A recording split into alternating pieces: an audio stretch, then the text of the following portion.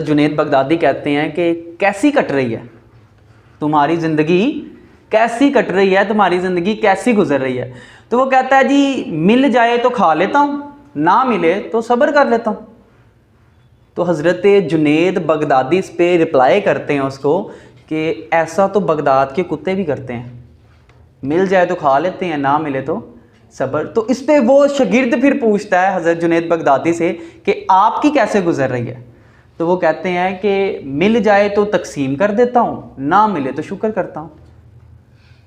मिल जाए तो तकसीम कर देता हूँ, ना मिले तो शुक्र करता हूँ। अब इन दोनों में फ़र्क क्या है? एक तरफ शुक्र है और एक तरफ सब्र है। दोनों में बहुत डिफरेंस है। सब्र मीन कि आप चुप कर गए, आपने शिकवा नहीं किया, आप पे परेशानी आई है, किसी ने आपको चपेट मारी है, आप रिप्लाई कर सकते लेकिन आपने सब्र कर दिया। शुक्र क्या है? शुक्र ये है यहाँ से बाजू कटा और उधर से बंदा कह रहा अल्हम्दुलिल्लाह।